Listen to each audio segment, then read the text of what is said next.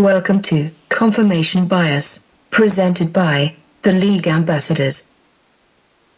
I'm Ambassador Kenny Ken, and the lovable losers are back in baseball. That's my confirmation bias.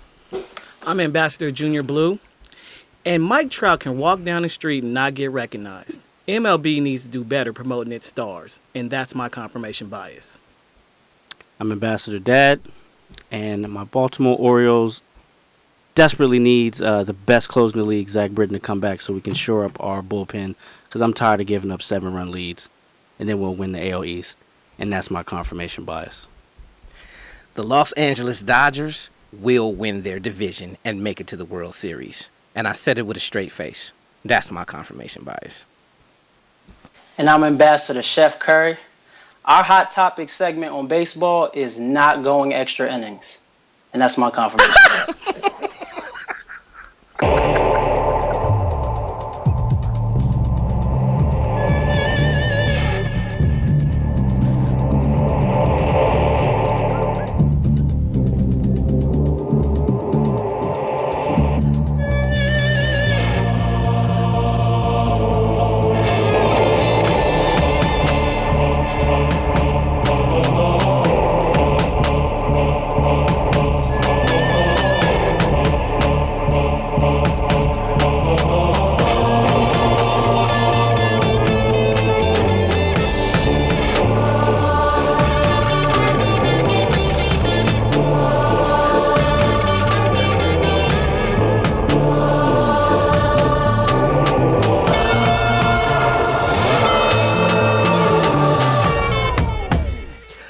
Welcome to Confirmation Bias, presented by the League Ambassadors. Can you not scream into the mic right before the intro? Jesus. Kevin, you cannot put us on blast like that, man. What is going on? They're going to find out sooner or later. As a reminder, you can follow us everywhere on social media. Our handle is @TheLeagueAM. That's Twitter, Facebook, Instagram. You can also visit our YouTube channel, League Ambassadors, as well as visit our website, theleagueam.com. If you happen to catch us on a live stream on the Network Studios page, please submit your questions for our Diplomatic Immunity segment, which we will have at the end of the show. I hear voices. We've got a good show planned for today, and we're going to begin with our hot topic after we have a moment of silence. We good? Here we go. Major League Baseball. They were worried about me today. Hey, you see I double-checked all my We are at the quarter mark of the 2017 baseball season. And we do have some interesting storylines that are developing. The first things first, let's check in on the world champs, the Chicago Cubs. They're third in their division at 22-21. They're 5-5 in their last 10. They are 8 games off of the pace that they set last year. First question, guys, what's going wrong in Chicago? It's euphoria. It's 130,000 years in the making. They're basking in it. They ate some bad goat. That hungover. Yeah. Shout out to Jamaica. No, I think if you look at their lineup right now, everybody but Chris Bryant is below average OPS. So there's mad sinkholes in the lineup. You get people on base and nobody can bring them in. So they can't score runs. And then defensively, you have a catcher converted to left fielder. You're going to have some problems on the defensive side of the ball. So I think it's a combination of the success they had last year and not ever having it. Right. And then those three things. What about that pitching? I was about to say. Matter of fact, we talked about it on probably the first show. Their pitching couldn't live up. I didn't think it could live up to what it did last year. Arrieta, all them couldn't do it again, and it's actually showing that they can't. Kevin, Baltimore Jake is back, baby. Baltimore Jake is back. He's giving up now. I think they said he's double or quadrupled his home run rate from his Cy Young season. So now I think he's given up he's on an average of 1.6 home runs. The entire pitching staff, though, has an ERA over 4.5 right now, which is a full run and a half better than what it was last year. So that pitching is a snowball effect. It's a snowball effect. Things start happening. I mean, Still the pitch hungover. Yeah, nah. Well, and they set a pretty high bar last year. I mean, they won 103 games. Mm-hmm. To come back this year, I mean, granted they are struggling. I think a lot of it is defensively. They got a lot of different changes in the outfield. Jason Hayward's missed like 2 weeks. He sucks, by the way. He sucks. I mean, they're on the pace to win 82 games right now. Like, that's a big drop. Yeah. Second question here. We've got a few surprise division leaders at the quarter mark. Number one, the Baltimore Boys aren't going to be happy about this, but the New York Yankees, surprisingly, at 26-16, are led by The judge. What the hell is he? The cyborg out there. He is. He's Aaron Gordon's twin. He's what he is he's baseball player number 99 from MLB The Show. Yeah. He's the made up player. What he is gross. The dude, like, he keeps the same piece of gum in his mouth for like 4-5 days. Oh, that is gross. Yes. How was that? Actually, how does that last? He's superstitious. I told like, you. if he hits a home run, he keeps the same piece of gum. He's a cyborg. So we got the Yankees at 26-16. We also have in the National League Central the Milwaukee Brewers, who actually have the lowest payroll in baseball, and they're up in the first place in the division at 25-19. Yes, they are actually. Damn, how was that possible? $61 million. I thought the Padres were and that's like, 40 to Ryan Braun. And then you have in the National League West, you've got the Colorado Rockies that are 29-17. Bud Black, the very deep bullpen. Question I want to ask you guys, and I'll go around. I'll start with you, Kevin. Which team of those three is your biggest surprise as a division leader? Number one, and two, will they be able to sustain it? Their success? Well, unfortunately, I will say I'm more surprised by the Yankees just because you look at how talented the Orioles are, how everyone predicted the Red Sox would win this, and then both of those teams are under them. And they're relying on a lot of young talent to carry them. Now, will they sustain it? I'm praying to God they won't, but we'll see. Omar? I think it's the Yankees also, and their pitching is starting to bear it out that they won't sustain it. Exactly. Their pitching was number 2 in the league under the Dodgers for a minute, and it's dropped to 8 already in each game, and it's they can hit. Them boys can hit, but that pitching is not gonna last. The Twinkies, CC is eating the Twinkies, and Tanaka is on the sushi, and it's a problem. Devin? I would say the Yankees, but to give some diversity, I think it's interesting what the Rockies are doing, specifically because of you guys and the Diamondbacks in that division. So looking at it, if it holds up, you might have 3 teams from that division make the playoffs. The thing that's interesting about the Rockies, well, number one, we've always, and I think Les and Omar, you guys can agree with this, we've always expected the Rockies to put up points and to score runs playing in Coors Field. The thing that's been interesting is their pitching at home in particular has been really good. They've had a big jump in their batting average from last year to this year. I think they were like 27th in the league, and now they're 3rd or something like that. Okay, Colorado. And Colorado was mine too. I don't think it holds up. First off, Dodgers. Right. All day, baby. Straight up. And then second, I don't think the pitching holds up at Coors Field. You know, it started off well, but I don't think it lasts the whole season. It's interesting. They're going with the different. So they're missing John Gray, who Jonathan Gray is, in the loosest term possible. He's their ace. But they've gone with the Kansas City strategy from a few years ago, which is to really build up the bullpen, and then they signed Greg Holland. That really is a great way to go, though. Omar and I had this conversation.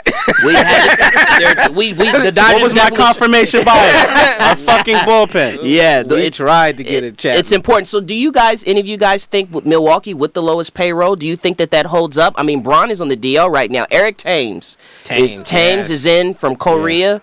I feel like between the Cubs and the Cardinals, between the Cubs and Cardinals, one of them will catch him. Well, how far are they behind though? A game and a half. They're like game and a half, two games back. It's all relatively early. The Dodgers are only 2 games back. Right. Yeah. It's just a crowded division, y'all. Yeah. I mean, but this whole thing is with the caveat that baseball is a long season. Right. And right.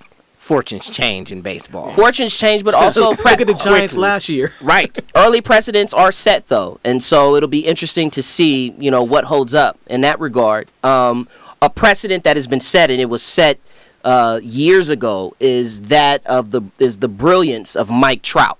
Mike Trout, since May 12th, 6 home runs, 13 runs batted in. He has an OPS of 1.686. I do feel bad for him. Oh yeah. Because if he was a Yankee, he'd be Derek Jeter. Yeah. He'd be the most popular athlete in the United States, or one of them. Don't say that. If he was a Yankee fan. I mean, fuck the Angels, but it's true though. That kid. Fuck the Angels. It's the Anaheim Angels. Right. God damn Don't make me no never mind. Right. Hey, his rookie year, he had his wins over replacement was 10, right, which would have made it top 15 in baseball history. Just bananas enough. He's having it's 11 this year. His WAR is at 11 already. He's so consistent. Yeah. But he's swinging a hot bat, and now he's in Bonds territory, Kevin. And I want you to talk about this. Terry Collins, in the recent series against the New York Mets, he said that he strongly considered walking him with the bases loaded. Yeah. Yeah, I would. Hey. Worst case, you just give up 1 run instead of 4. Instead of 4, instead of 3. I like the strategy. I'd do it. It was what's the publication? 538 said that this year the difference with Trout this year has been that he is swinging less at pitches out of the zone, and he's crushing everything in the zone. So he literally, that Bonds comparison is legit in the sense of I know exactly where I want the ball, and I'm not swinging at anything else. But there is, I did notice in. Which is why Bonds walked all the damn time. Well, that's not the only reason why. But even though that he is hitting those balls in the zone better, he is on pace to have the second most strikeouts in his career right now for this season, which has always been a problem with him. But if you look at what he's doing this year right now, he's batting .343, 49 runs, 14 home runs, 34 RBIs, 9 stolen bases. If he stands pat, I mean, we don't know what's going to happen with the average, but you're talking about almost 200 runs. Yeah. 56 home runs, 130. This definitely feels 36. like his Triple Crown season. Every great player has that one season. And he's only 25. Yeah, the problem is he's in Anaheim. $400 million. Is that the number, Les? That's the number. Quick question though, to a point Devin made, saying if he was in New York, but he's close enough to LA to where I feel like he should be. He's not. It's not the same out here, Kev. He's not a Dodger either. Nowhere near the same. And they're not good. I mean, let's just call a spade a spade. The Angels just they haven't been good since he's been there. And this is the question before we move to the last topic within baseball. Is baseball different in that you can have... I mean, because Barry Bonds, those San Francisco Giant teams, they were winning games. The Angels, despite all of how prolific Trout has been and how prolific he is right now, they're not winning games. And I wonder, is it a market thing, or is it just the fact that the Angels aren't good? And then why doesn't that translate to team success for them? I don't think it's the market because they were good for a while. And it's nowhere near the market. It's Pujols' contract. It's all the bad contracts they've Josh signed. Hamilton. Yeah, they've had a run of bad GMs. Yeah. Okay, Devin, you made a point. Final thing with baseball, and I think we're doing a great job here, guys. Let's finish this out strong. We are in extra innings right now. We are. Fuck you. So, with the strikeout point, where you talked about Trout, like this is going to be the year he's projected to have the most strikeouts. Thing that's interesting in the first quarter of the baseball season, home runs are at a record pace. Through last week, teams were averaging 1.2 home runs per game. Right. Strikeouts are also at an all-time high. They've actually been on a per 9-inning basis. It's been a year-over-year consistent high for the last 12 years. Is there a correlation between the two things? Most definitely. Besides PEDs.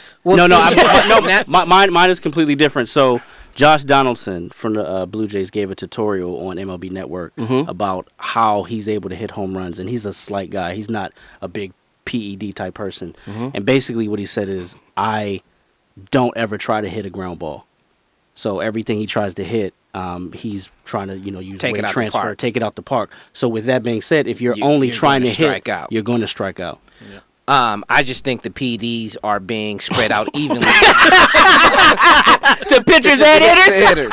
Like, it's only fair. If you're going to give them to the hitters, you got to give them to the pitchers. Wow, that's interesting. So it's a consensus across the league that people are trying to hit more. Truthfully, with all the bullshit, I think it's the fact that teams are now buying into the analytics and they're taking care of their pitchers better and they're running their pitchers less innings and these pitchers are fresher. So if they're at their top, they're going to throw more strikeouts. Okay, so that speaks for the. So in your mind, are you saying it's two separate issues, the home runs being up and the strikeouts? Because that makes sense to me, and that would explain the correlation. But you're saying it's something separate. Yeah, I think it correlates to somebody who wants to be a home run hitter, and there are analytics to say how you can be a home run hitter, and there are analytics to say how your pitcher can be fresher. But what about the fact that they are hitting more home runs but striking out more? So you can't have the pitchers being better but giving up more home runs. Yeah, you can, because you're throwing strikes. Yeah. You know, it's funny, that philosophy, Kevin, and I want to throw it to you. Think about this. That's not unlike in basketball with the money ball, with the 3-pointers. It's the same sort of philosophy where it's like it's feast or famine. Get the home run or strike out. Shoot the 3 or it's a long rebound, and we're often running, but the pace and the tempo picks up. What do you think about that, Kev? Yeah, I couldn't agree more. It ultimately is what fans want to see. It's what we tune in for. It's what we show up to games for. And shoot, I get to watch Mark Trumbo, Chris Davis, and Manny Machado swing for the fence every night. Chicks dig the long ball. Are you a chick, Kev? Let me go ahead and say, my brother. Let's go ahead and transition all the way up to black versus blue. So. First, I wanted to start out with, obviously, on Sunday, the Boston Celtics won a game. And I don't know what's going on now, if Kyrie's still going off, but they look pretty good in this game as well. So I want to ask you guys, is this a hit or a flop? With them winning and playing better basketball without IT, is there more chance for him to get traded? I would say yes. Well, it has to be. I've really. come around to Kenyon's thinking about it. And like I used to think that Danny Ainge would be hard pressed to trade him because he was such a fan favorite. But I think Danny Ainge knew exactly what he was going to do, and he was going to get traded regardless. And Jackie McMullen, she reported it a couple of days ago that during last year's draft, he offered up Smart and Isaiah Thomas for a lottery pick. I mean, the proof is in the pudding, man. Hey. They played defense, and that's why they won the other day. And he's a huge he's a great scorer. They love him. They didn't expect much from this team. Kevin, what you got? Yeah. I'm going to say, speaking of him being a liability, Scottie Pippen called him a defensive fraud yesterday. Oh, shit. Oh, that is no mistake. That's pretty But I'll go ahead. I'll play devil's advocate and say I definitely agree. They look better, but let's not forget they were getting trounced in those first 3 quarters. They just so happened to make a comeback that last game. But I think they're overall as a team in the long term, you think a stretch of regular season, I think they need them. They need him, but it'll be to their benefit to play a different style of basketball. Same criticism of James Harden and the Rockets and Westbrook and OKC. Stop putting all of your eggs in one player's basket. Yeah. Because when they're off, Mr. Fultz will. Yeah, I think their system, Mr. Hayward. Yeah, the system that they play, the free agents that they're going to get. I mean, he's just made himself a more valuable trade chip. Yeah. It's obvious what's going to happen. Yeah, and I saw that the first 2 games they missed like 60 open shots. Mm-hmm. Now they're moving the ball. Yeah, so they're getting easy. I mean, how many backdoor cuts are they getting? Kevin, what's the score? We didn't. He said it's over. Oh, it's over? Sorry, no, it's actually a 6-point game now. It was over when Omar asked. Okay, all right, so we'll see how that shakes out the next couple of months. Over the weekend, Baltimore's very own Javonte Tank Davis retained his IBF 130-pound strap in England with another impressive KO. Is he the next boxing superstar? Yes. Hope versus hype. It's funny because if it was coming from anybody else, I wouldn't be over here sighing. But I know these 2 Baltimore boys is out here peacocking. And this is actually our first time talking about it because I intentionally didn't say anything this weekend because I was going to come up on the show. And I don't know if you saw it, Dev, but the first thing I said to Omar was, I was like, Floyd's been working with him. Oh, Yes, he has. The shoulder roll. Yeah. The Well, head movement. Don't skip, the head don't movement. skip over the negative either, though, because he walked out with a goddamn Michael Jackson shirt on. No. How does Baltimore feel about that? Somebody should have told him no. How did they feel about that wardrobe change? Hey, listen, when you win, you can wear what you want. Hey, tell him take it off. He knocked his ass the fuck out. But wait, Les. I was about to say it's hope for me. I mean, he looks great out there. Yeah. But he do have a little bit of knucklehead in him, though. Little bit. But after the fight, he was super humble and gracious. But he was on him and Bronner was going at it 2 weeks ago, where the conversation was, you know where I'm at, pull up. The question is, He is the question 22 and he is well, hold on. Baltimore. Wait, hold on. I did not know that was Cuddy in his corner. Yeah. Yeah. I did not know that was Cuddy with the earpiece. Why Cuddy still got an earpiece? That's right. In the corner. No, In the corner, he had it on. Like, who are you talking to during the fight? Come on, Cuddy. I hate that. Do better, Cuddy. So we in agreement? No. Yeah, no, I don't. It's You don't think so? you think it's hype? The answer, no. The question was, About is he the superstar. next superstar? And I think that's Spence. No, he's not the next superstar. But he's the hope is real. The hope is real. The Yes. hope is real. He's a sponge. He's listening to Floyd. You know what told me a lot though? Yep. He is serious about What is he? serious about Serious radio. about emulating Floyd, because when Floyd was talking, he wasn't even listening to his corner man. He was looking down at Floyd. Like he wanted to know what Floyd was doing. He wants to do everything Floyd is doing. The other thing is and he's this 5'6" too. So the hope point. So to that point, I'm glad you said that. And the weight. 69. He's got he's Short reach. He's got a long reach 69? for his. He's not For 5'6"? He won't be a welterweight. He'll go one. He's only 22. He'll And he built he's wide. 5'6". He's 5'6". But for those lower weight classes, he's got the long reach like Floyd. And he sits down on his punches. The other thing though is this He is will hurt somebody. and this is I think the biggest reason for hope. When they asked Floyd about going against Lomachenko, Floyd said, "Listen, Lomachenko's got to rush because he's 30. This kid is 22. So we're going to bring him along slowly." And I think that is absolutely important. Yeah. And the fact that he has a world title at such a young age, he can do whatever he wants to do. And Kev? he's a sponge. Yeah. As far as him being the next superstar, I definitely think he has the flair, the attitude, the moxie to do it. But let's not discredit, he also has the Under Armour machine behind him as well. That could definitely help. And he got the Floyd machine. And He got the right machine behind him. He's gonna be good. So before we get out of this, I just want to touch on something really quick. Unfortunately, Vikings head coach Mike Zimmer has had his 8th eye surgery, and he's going to miss the entire OTAs. Vegas has the Vikings at 8.5 wins. Is this going to affect them? Is this newsworthy or nothing to see here? Nothing to see. I mean, it's going to be the same thing. They still got Sam Bradford as a quarterback. I mean, and Bridgewater isn't coming back anytime Well, soon. they're still picking up the pieces from his knee. And they got Latavius Murray as a running back. I know what he can do. So their defense is going to wear it down the second half of the season just like it did last 8.5, year. I think, is high for them, though.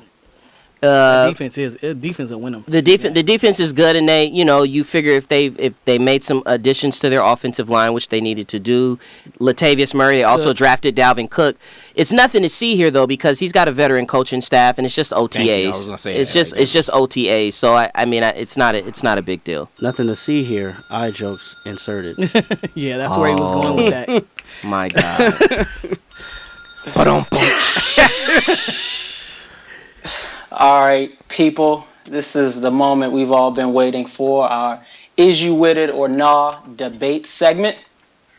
And our topic today is, in lieu of the NBA lottery from last week and the upcoming NBA draft, we're going to discuss, should college basketball do away with the one and done rule, where basically college players either have to, athletes have to go to college for 1 year or at least sit out a year, maybe go overseas before they can declare for the NBA draft. So our two debaters tonight is Ambassador Dad. Yep. And Kenny Ken gets to avenge his debate from last week. What's up, Kobe? And, hey, and good people, we have a coin, so there's no Shenanigans. there's no shenanigans this week. Kenyon, call it in the air, my good brother. Tails. Never fails. It never fails. It is tails. Kenyon, which side of this debate do you want? One or the other. We need to do away with it. Okay, Kenyon will argue we need to do away with the one and done rule in college basketball. Devin, you want to go first or you want Kenyon first? Nah, Kenyon go first. Go for it, brother. I got the time Somebody right set here. up the clock I got it. and tell them when to go. Go. Okay, so we're approaching the 10-year anniversary of the one and done rule that was actually instituted by the NBA. So this isn't a college basketball rule. This is an NBA rule. And it was basically done by David Stern to save the owners from themselves. For every Kevin Garnett, Kobe Bryant, LeBron James, there's a Corleone Young, there's a Jonathan Bender, there's a Darius Miles, there's a Robert Smith, there's a Eddie Curry, there's a Ndubi Ebi. And so that's why they instituted the rule. However, it's not been effective. And we've talked about on this show several times that the product in terms of the fundamentals of the game are lacking. And so you've had 10 years to show that the game has evolved in some aspects, but in the most rudimentary basic aspects, it's floundering. It's time to do away with the one and done rule and really seek to address the critical issue. And that issue is there needs to be a fresh approach taken to developing basketball talent. So why not do this? Why not shorten rosters from 15 to 10? Why not mandate that the ratio of every NBA team to D-League team be 1-to-1? And with the excess of NBA players, now you can start to go into other markets like Seattle or like Kansas City or even international, which is why we exist, the league ambassadors. And now what you start to do is you're in line, you're in mainstream with society in terms of giving everyone the opportunity to earn a living. But now as a player, as a prospect, now you have to consider that instead of there being 5 extra seats for you on the team, now there's only 10 available, 8 of which are going to be consumed with players that have been there. And now you have to go to the D League. Now you're going to want to stay in school and develop your game. Also, it'll impact free agency because now you can't group hop or team up and create these super teams. Now you have to evaluate and go to different markets. So if you really want to develop and expand the game, get rid of the one and done rule and put the onus on the players to make a smart choice. Okay. All right, Dev, it's on you, buddy. All right, I got the clock. All right, so over the last 11 years, the best college players have all been from the one and done variety. This allows the NBA to actually have an opportunity to see the prospects play outside of high school where they're not playing against 14-year-old children, and you can actually see if they'll make it. When players were coming straight out of high school, the bust rate was super high. From 95 to 05, and like Ken alluded to, the rule started in 06, there were 41 players taken that came out. Out of the 41, 10 of the 41, or 24%, were actually any good. So out of those 10, you got the Garnetts, the Bryants, the McGradys, the LeBrons, and they're all going to be Hall of Famers. They make up the majority of those 10. But then you have, like you mentioned, Darius Miles, Jonathan Bender, Eddie Curry, and, of course, the great Kwame Brown. This rule has helped the NBA to teams not blow their nose off to spite their face because the scouting has always been terrible when reaching for these high school talents. It helps the one-and-done athletes truly gauge how good they are by playing against better competition. The coaches can actually load up if you're at a one-and-done program and make runs and reload each year. Now, the teams that aren't one-and-done basically can create veteran teams that always make a good run within the actual tournament. So it helps with recruiting if you're a one-and-done team. You can cultivate a player. I can get you to the NBA. I know what it takes. Kentucky has had 18, by far the most. The second is Kansas. They only have had 7. So March Madness has been like a great showcase for these potential lottery picks. And the 11 years that it's been going on, 9 one-and-dones were the number 1 overall pick. The last 4 drafts, the first, second, and third pick, were all one-and-dones. Seems to work to me. Keep it. Red O. I'm actually torn here, man.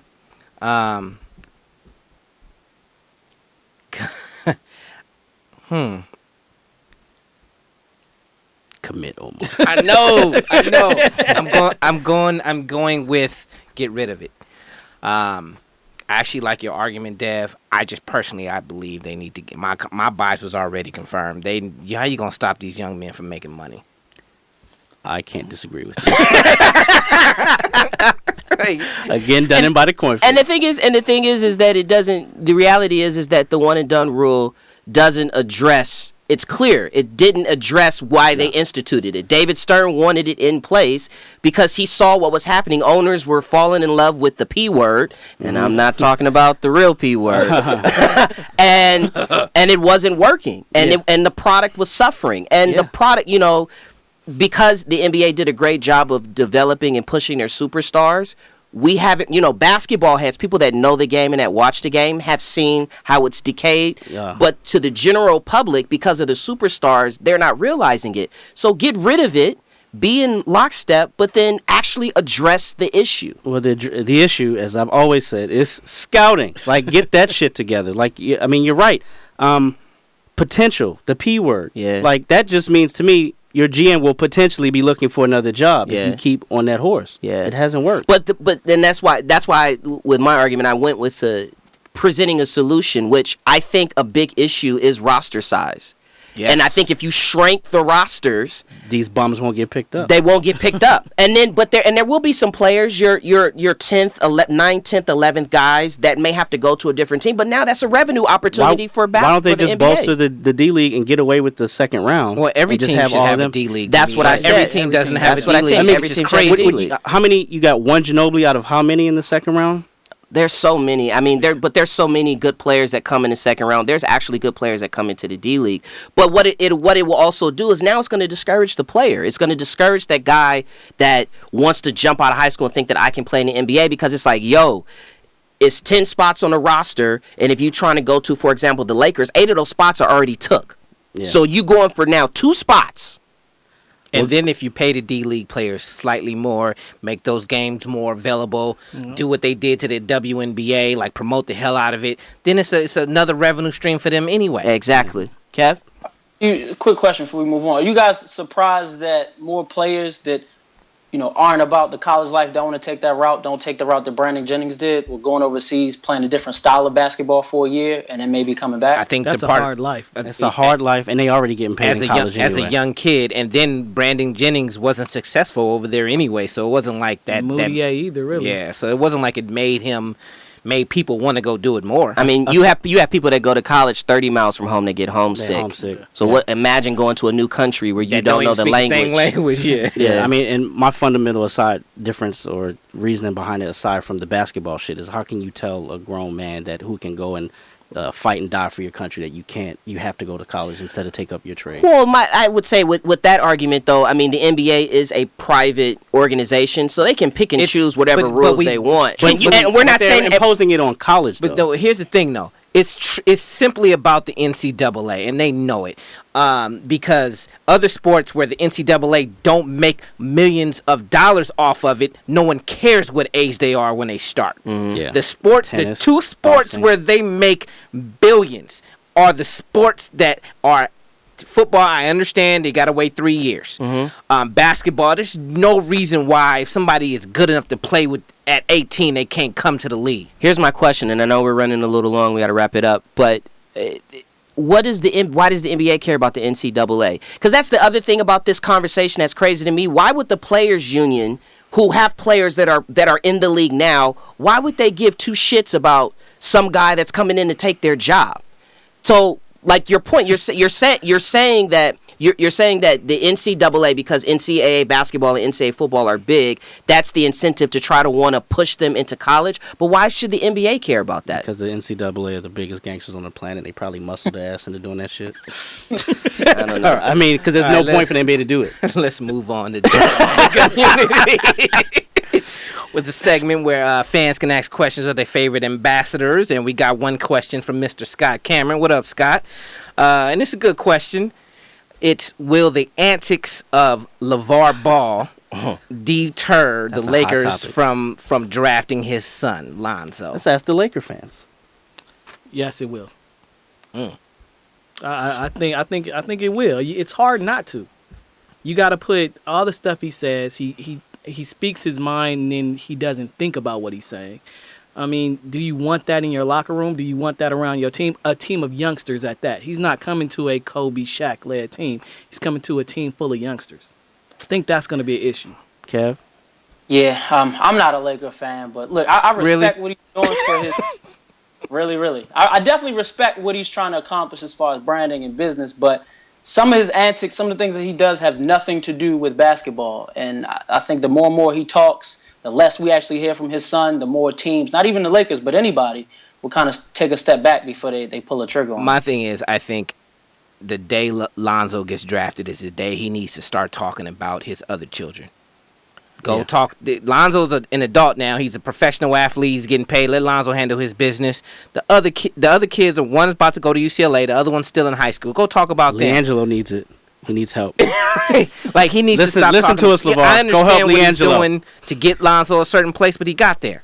So now go talk about your other kids. We'll see. I think that's one of the things that's interesting is will he shut up and start to talk about his other kids once the draft process begins. I ultimately think the Lakers are a $1 billion organization, and they could give two shits about LeVar Ball. I think Magic believes in the show too. Yeah, and he's the show. So speaking of the show, let's wrap up our show because we've gone long. We thank you for visiting with Confirmation Bias. Please follow us everywhere on social media. At The League AM is our handle. Please visit our website, theleagueam.com. As Ambassador Dad says, liking is cool, but sharing is caring. Please spread the word about the League Ambassadors, and we will see you in a few days. Overtime, Kev. Overtime.